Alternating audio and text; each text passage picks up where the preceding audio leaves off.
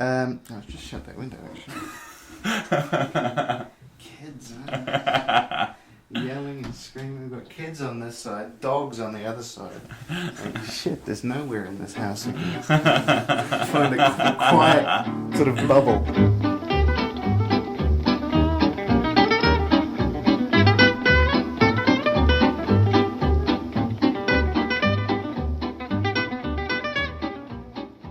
You were in the army? Very briefly. Right. Very briefly. What was that like? I learned a lot in a very short space of time. Mostly that I didn't want to be in the army at the time. But yeah, that was good. Yeah. It was good. You know, I had an interest in leadership, and I left university pretty disillusioned. Right. And thought that, you know, after a year off of that and going through a failed business startup, that, you know, what do all businesses have in common? They've got people in common. And so if you're going to be a successful business person, you have to learn to successfully manage people. I thought I could go back to university and pay to get a management degree, or get paid by the army to learn how to manage people. Right. That was the idea. And then the army life ended up being a bit too far removed from the world of commerce for me at the time. So I got out of there with my head held high at the first possible opportunity. Good. Yeah. So I marched out, which means that I can go back if I would like to, as opposed to people that sort of pulled the ripcord like halfway through exercises and stuff. You know, they're like, "Get me out of here! All right, we can do that, but you're never coming back." So I felt pretty good about that. Yeah. That's good. So this was after uni. So I went to university for a year, and then I didn't want to go back. I thought that it wasn't going to be right for me. Yeah. I just wanted to like go out and learn in the school of hard knocks, sort of Bill Gates, Steve Jobs style. Yeah. But then that was pretty naive. You know, like I guess you read all those books about people that go out and do stuff, you know, like drop uni and to do it. But I think, and that's great, there are people that can do that, but I think that I was probably a bit full of myself and thought that I could. I thought I didn't have much more to learn, whereas the opposite was true. I'm just a student, a student of life now. Yeah. So, you went back to uni after? Yes, I did. The army. This was at Massey. Yeah. So I switched from Victoria and Wellington to Massey. Right. And there was just two reasons behind that. First and smallest reason was I thought the army had enrolled me in Massey, because you take papers when you're studying to be an officer there. Right. Which turned out they hadn't. But then also Massey has like a entrepreneurship program, and I thought that was much better suited to what I wanted to do rather than what I had been doing at Victoria. Yeah. At Victoria, there was not a small business and entrepreneurship major there. Right. But there was at Massey, and I thought that what I thought it was going to be was like lots of little bits of general business stuff. So like some marketing, some accounting, some law, some, you know, human resources stuff. Yeah. It didn't actually end up being that, but it ended up being a lot of about the theory and practice of how new things get created, like the process of innovation from a business context. And it also ended up being a lot of small team psychology, because the course was focused on sort of companies under 20 people, which is the generally accepted definition of small business around the world, and they behave very differently to a big company, you know? And so it was interesting going from university at Victoria, where if you took IT systems, you were sort of learning about IT systems for a massive... The context always seemed like it was a massive company, you know, like you would have a department to call on, or you'd have to think about how it was going to fit into like a massive organisation. Whereas small businesses have all the same functions, but they are completely different. Yeah. When you think about the size and the scale and who's in charge of them and who's using them and how they use them. And that's been particularly interesting to see not in university, but there's this whole idea that technology is sort of getting brought into business from the ground up now. Yeah. Like people, if you think about how people choose to communicate when they're at work, if you Facebook Messenger a colleague, that was, traditionally, in the early days of computers, someone would have to, like the CIO or the CTO would have to be like, right, the way we communicate with people in the organization is, here's this program, and now you all have to learn how to use it. Yeah. Whereas now people as consumers in their private lives have all this access to technology, and they actually bring it into the company. Yeah. And it's really interesting. There's a really good company called Slack that makes a tool for talking to each other, and you can attach documents and all sorts of things. And their whole marketing strategy is that they know that these massive organizations, they sell into these big organizations, but they know that like getting the top guy to roll out a bunch of like a program across a whole company is just such a hard sell. Yeah. But they know that teams, like individual teams, often have a little bit of freeway or leniency about how they would like to work. And so they basically try to get small teams of people using it. So it's a product that makes sense when you've got 3 to 5 people using it. Right. And then if you can sort of implant these like little teams all across a company, then you can go to the person higher up and go, look, you've got 10 teams of people in your organization all individually using this. Yeah. We know it works better when you all use it. Do you want to roll it out? Like it's so good that people are drawing it up into the organization from the bottom. Right. Which is a very new and interesting way that you can get technology into companies, because the cost of distribution is so low, and the level of skill required to start using it is, the barriers to entry are so low. Yeah. It's like this consumerization of industrial technology. I did that. That's great. Yeah. You were learning all this at Massey. Yeah. And that led to an internship at Massey? Not with Massey. It was there was an option to get a professional internship through my degree, and that was the idea of that. I understand was just to sort of get some experience working in an office. Right.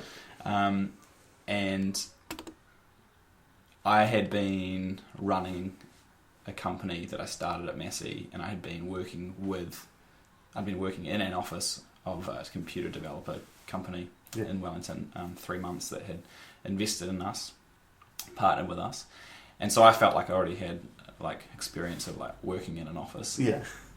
Air quotes. But I still thought the opportunity to go out and like do real stuff was quite interesting. And so I ended up getting an internship with Creative HQ in Wellington, which is like their economic development agency. And it was originally to help them write a book, but I very quickly got pulled off of that for a variety of reasons, and started helping them to build a investment fund for startup companies, which was really exciting to sort of work on something like that at such a early stage, I guess. Yeah.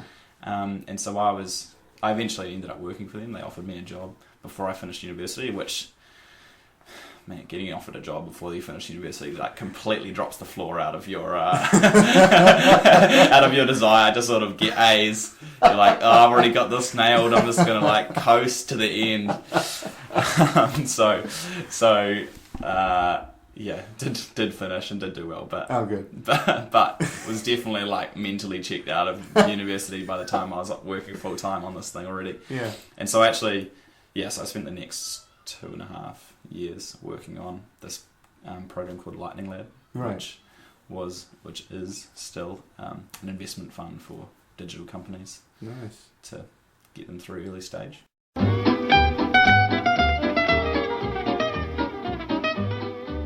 Before we get to that, you mentioned that you started another company while you were at Massey. Yep. Before we get to that, I want to go back even further. And figure out where this entrepreneurial streak came from. Yeah. Is it true that you read Rich Dad Poor Dad when you were 10? Yes. When you were 10? Yeah, I didn't. My dad had a copy of the book, but he also had a copy of the audiobook, and I remember being on a trip to like Rotorua or something. Yeah. Whole family in the car, and that was what we were listening to. You know, like we were listening to Rich Dad Poor Dad. Everyone else is reading Harry Potter. Mate, I cranked for some serious Harry Potter, but Sam Bonney's reading Rich Dad Poor Dad. But yeah, I think it's something that we still discuss now. Is why is like business ownership so interesting to me? And I think it is probably true that as much as people probably don't like to admit it, they end up sort of like their parents. Right. Yeah. You know, I guess the people that I see most interested in starting businesses, their parents have done that. Right. And so my dad started his own accountancy firm, and you know, that's really, I guess, just seeing somebody doing that is really interesting. It's probably, I'm even more lucky that the business he started was a business of business. Right. And we sort of got 400 clients' experiences to draw on. Yeah. And like literally accounting and business is like what we talk about at the dinner table when I was growing up. So and still do. So I guess it's just what you get brought up with that helps shape that. But I always knew that I wanted to be like self-determined and self-directed. Yeah. It often proves difficult because there's no one to crack the whip. Right. I think that's partly the allure of the army. You know, like whenever I get really down, like I always think about going back because they just you know you're doing a good job when you show up where you're supposed to at the time you're supposed to, and then you can just sort of tick the box, and then a smoko, and then you know, like you don't when you're not working, you're not working. But I sort of feel like I'm bad at turning off when it's my own thing. You're always sort of like there's always that pressure to be like, oh, I could be doing something more, or I'm not working hard enough, or So I guess that's the constant struggle. Right, right. But on the other side of that is all the benefits of being self-directed. Well, yeah, exactly. So you started Knife and Spork. Yes. At Massey. Yes. I always liked the concept behind that. Explain the concept of Knife and Spork. So I was living with my best friends in Wellington, and there was 4 of us, but we didn't cook together for a variety of reasons. Right. Like different schedules. One was a vegetarian. One didn't like to eat mince, which basically was what all of my meals consisted of. But you know, like it went on for such a long time that the sort of cooking around each other but not eating together. And I noticed that I was like really sad. Like I would like make my dinner, and then I would go into my friend's room while he was playing computer games and like sit on his bed, and he wouldn't be talking to me. He'd be like deep in the Dota, and I would just like eat behind him just to not eat alone. Right. And I'm like quite an outgoing person, so I thought, and I love cooking, and I was like, well, what would it take for me to just like walk off the street into somebody else's living room for an evening and eat spaghetti bolognese? What would happen? What would need to be in place for that to happen? Because there must be like other people out there like me living in flats and you know want to meet people and got meals to share, and so this idea of Knife and Spork came up, and it got turned into a business with a couple of other students from Massey who eventually dropped out, but and I use business in like the loosest term. Like it never made any money, but I think being in business is like a mindset. Like I'm in business, it's a business. Yeah. It's not like having a business card or like, you know, once you're doing stuff, it's actually a business. So yeah, the idea was that a host would organise to cook a meal and arrange to cook more servings than they needed, or choose a number of servings. Say you live with 4 people, you might choose to cook 6. And then you could advertise those 2 extra seats at a given time on the internet.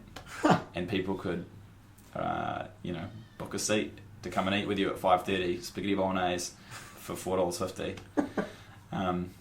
And yeah, it was really cool. We had about 70 people sign up in all in Wellington. Nice. And I hosted every meal except like 2 or 3. But, you know, it was interesting to see people get into the concept. And funnily enough, like that concept I saw start in a number of other places around the world at a similar time. But my thinking at the time was, when it was sort of going belly up, was that like New Zealand is sort of like fashion is sort of a couple of years behind what other people are using the internet for. Right. And yeah, also I think there's something about New Zealanders that are like quite welcoming, but their home is also quite private. So right. There's like a psychological thing there as well as like a infrastructure thing there that didn't work. But it was a really good experience. Like it was really cool to actually do something serious and involve other people, and like I guess I kind of see business as kind of like art, in that you can imagine something and imagine the way that people interact with it, and then you can put it out into the world. And so, my dream was always, the idea was always that someone standing on Courtney Place in Wellington would go, show me a meal in 15 minutes that's within 500 metres of me, right, for less than $10, and then like press the button and then be shown where to eat dinner. Yeah. And to some extent that started to happen. When people were arriving with their loose change to eat spaghetti bolognese or African peanut chicken with me, in my flat, who were admittedly friends, but some of them were better friends and some of them were worse friends than others in terms of like closeness. To have those people arrive and like with an expectation about what the experience is going to be like, and then to fulfill that, it's like really exciting.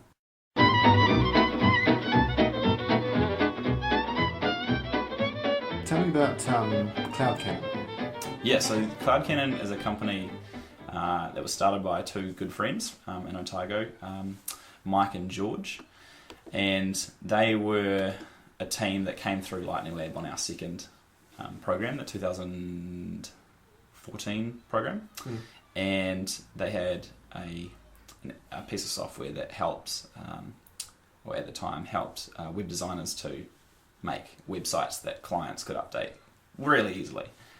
And they already had paying customers, so in that regard they were like way ahead of where some companies coming into the Lightning Lab were. Right. And during the course of that program, became friends with them, and then they went on to raise a significant amount of money to continue doing that business, and they were headed to the US.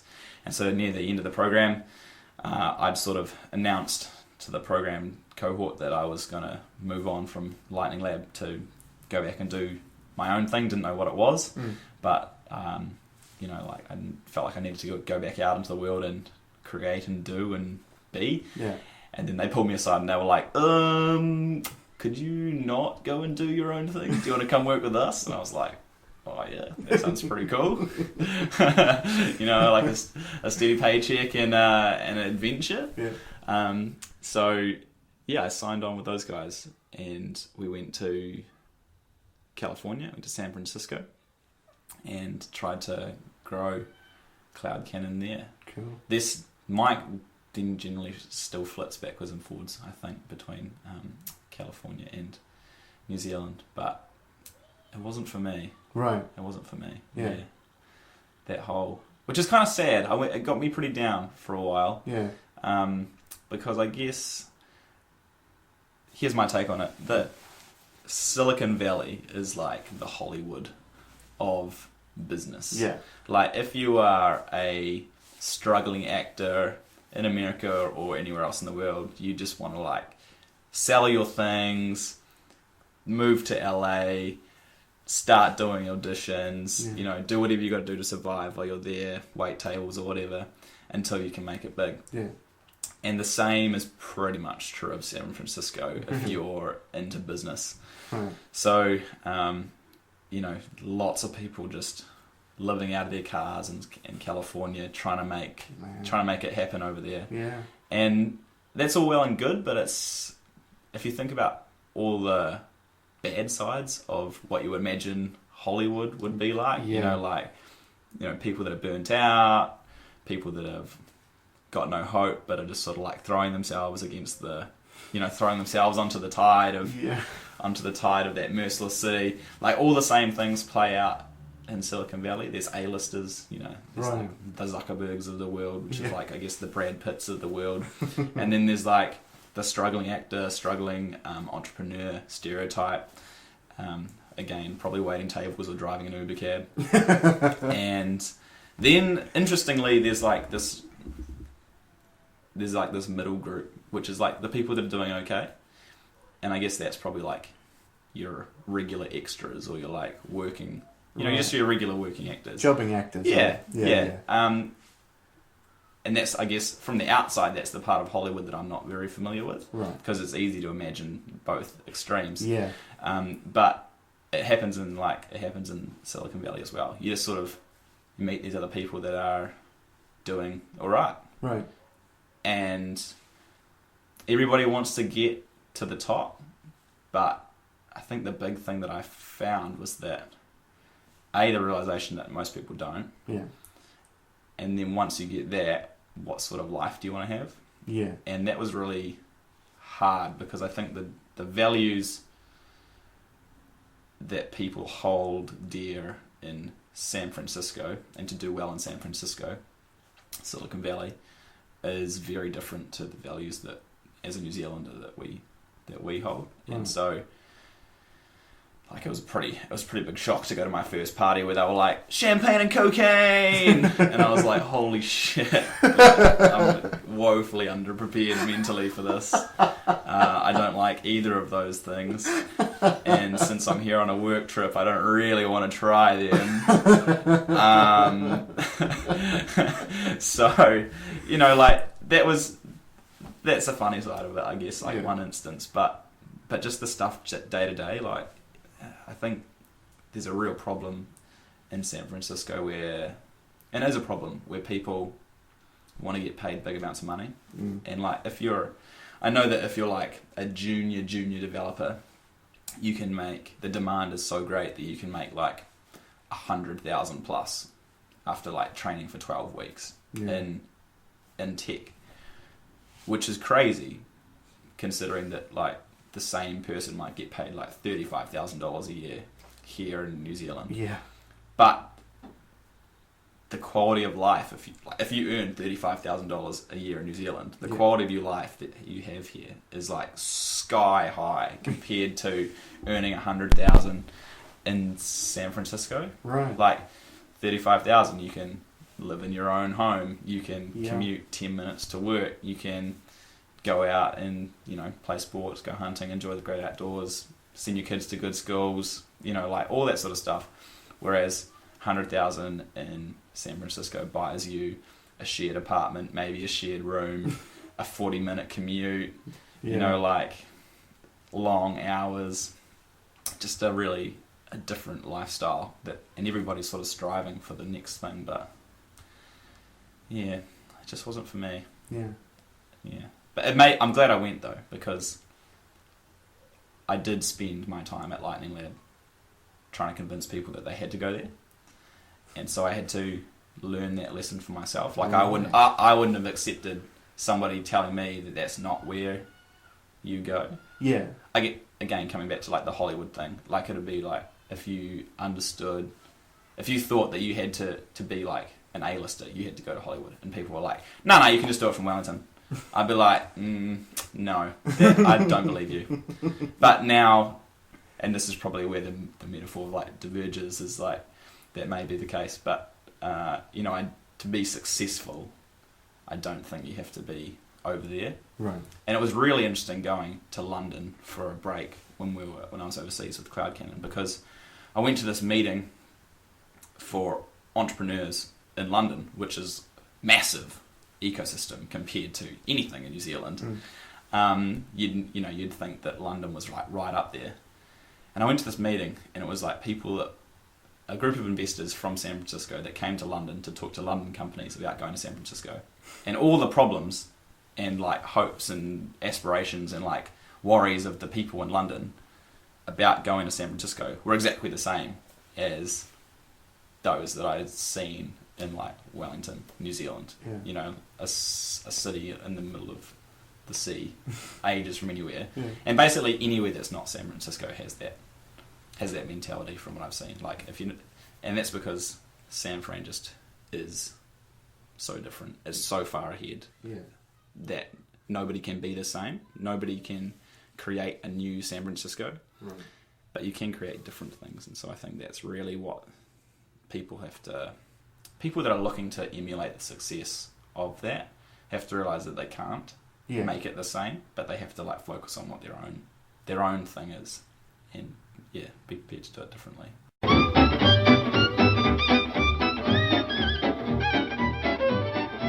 Where did you...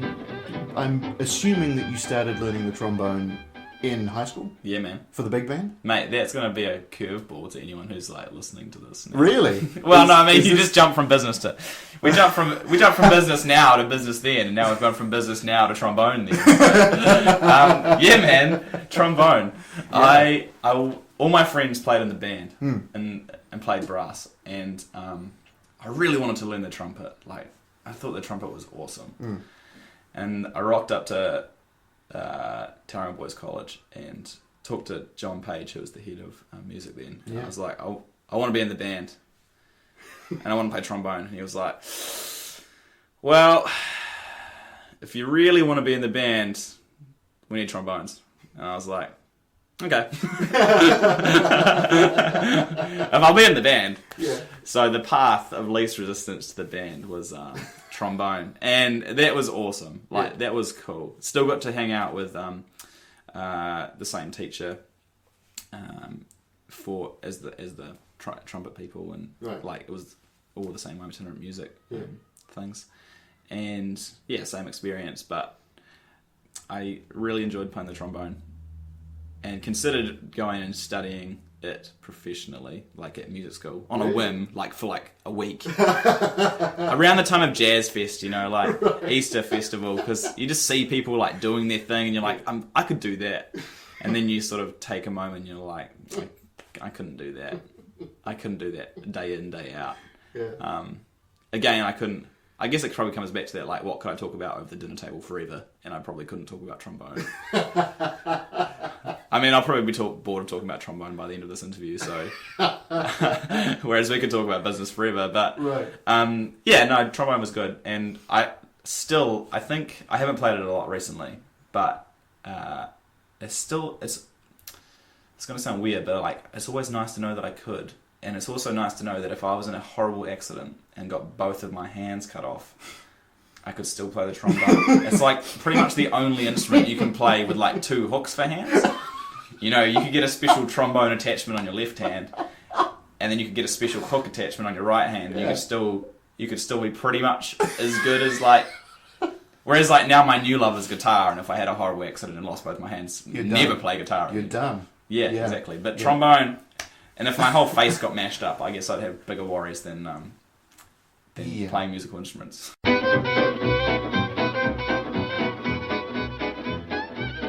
You're a great outdoorsman. Yes. You like your hunting and your fishing. Yes. Was that fostered early on as part of family, or has that come about more recently? Yes and no. Mm-hmm. Dad is a Queen Scout. There is the Queen's signature sitting on a piece of paper on one of our walls somewhere. My God. So... wait, what does that mean, the Queen Scout? So it's basically... There's scouts, and then you can go up through the age groups, and then I guess sort of Duke of Edinburgh or something like that. There's a program where if you tick off a number of certain activities, you get badges and things like that. Yeah. And if you get to this certain level of service, you get a signature from the Queen. My goodness. So he's one of those, and I guess when we were kids, he brought that to activities. We used to go walking and tramping, and then when I was the right age, he started a scout group in Welcome Bay here in Tauranga for us, because there wasn't one at the time, and sort of that was really cool. But then I sort of turned into a super nerdy computer gaming teenager and barely went outside, I swear. But it's come back with a vengeance, eh? Cool. Really into hunting, and had to pretty much teach myself how to do that. Got a couple of really good friends who are into it as well, but I think it's a very different experience sort of coming into that kind of activity in your sort of late teens, early 20s, and trying to just make it up as you go along, as opposed to having a father or an uncle or an older brother that can sort of take you out from a really young age. So I still feel like a real novice, but again, I sort of subscribe to the fact that especially hunting is an activity where some people think you can just like throw a lot of money at it to be good, but at the end of the day, like the best people will be the people that get out there all the time and get dirty and like use their senses and develop those. And that's what I really like about it, because it feels like super primal. Yeah.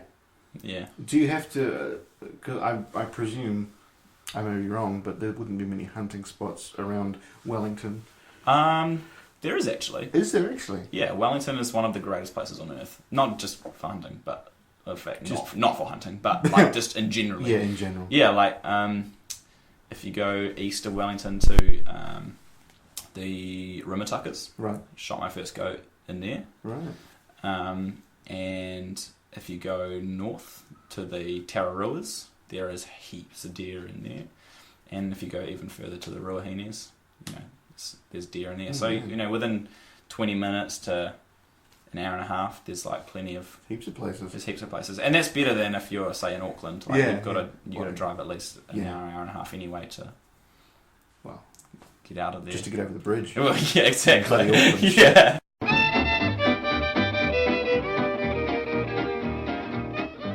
Now, I've seen pictures of you dancing. Yes. Is that a big thing? Is that a big part of your life? Or was that just a one-off? No, it has become a big part of my life. Yeah, I was at... one of the really important things that I do every year is I support the Rotary Youth Leadership Award. Nice.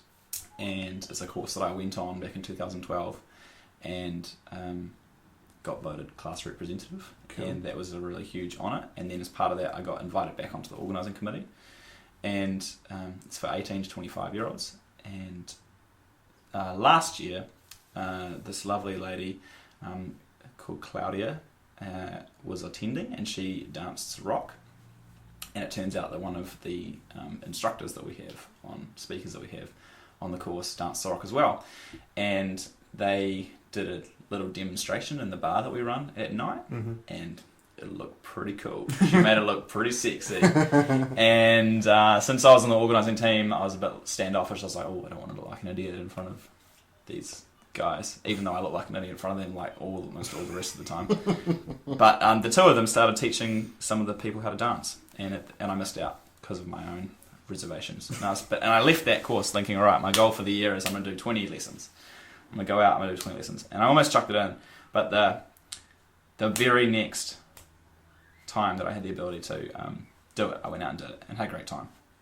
And then I met my current girlfriend, and she had a shared interest in Sorok, and that was a reason to keep going, to keep seeing her. And eventually I started going to competitions, and my competitive nature came out, and I really enjoyed the dancing for fun and for competition. So it's just coming back into competition season for this year. So I haven't been dancing a lot over the summer, but I'm looking forward to getting back into it and dancing with a new partner. This is a regular thing. So I do this every year. Yeah, man. Get out of town. So it's you say every year, but I mean, did last year.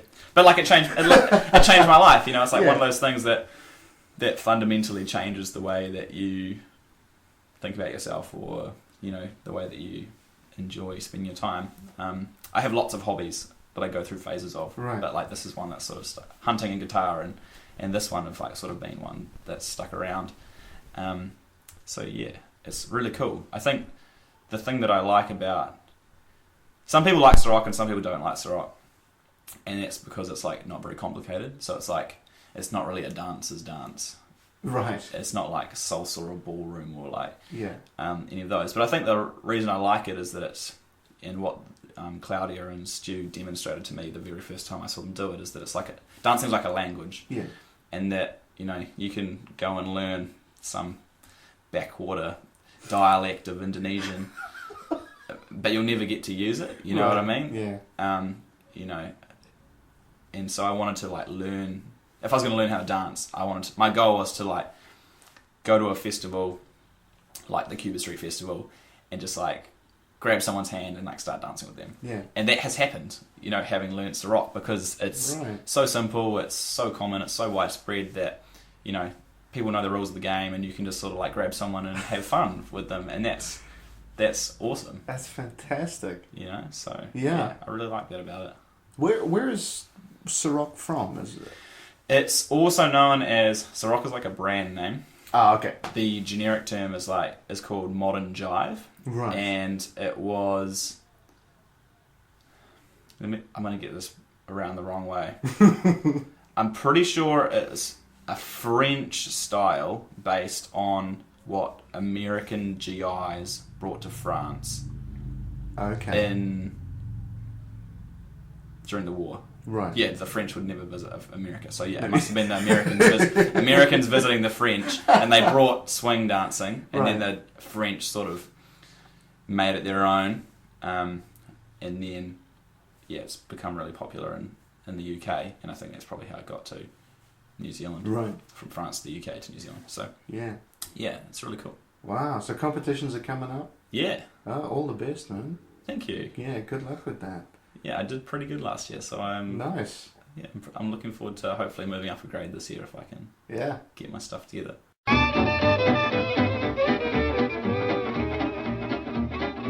What's the goal with this, if I can ask? The goal with this is it just an opportunity to practice? Doing some. It started as that. Yeah. It started as that, and then the more people I interviewed. The more fascinated I became with people. Yeah. You know, but in the most genuine way, because you take people that you think you know. Yeah. Right. And you sit down with them for an hour and ask them questions about themselves, and you learn so much, like the dancing thing. You know, would never have thought in a million years. I interviewed a guy last week who I found out during the course of the interview was really into pro wrestling. Like really into pro wrestling. Okay. Knew everything about it.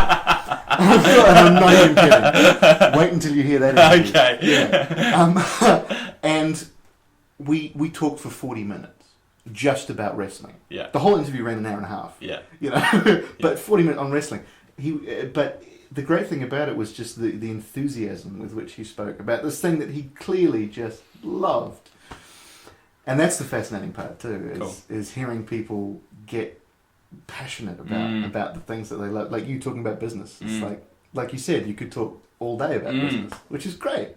Yeah, man. Yeah, so that's kind of what I'm in it for now. Cool. Is getting to know people a bit better. That's legit. Yeah. I'm very much about that. I used to do like a lot of hitchhiking.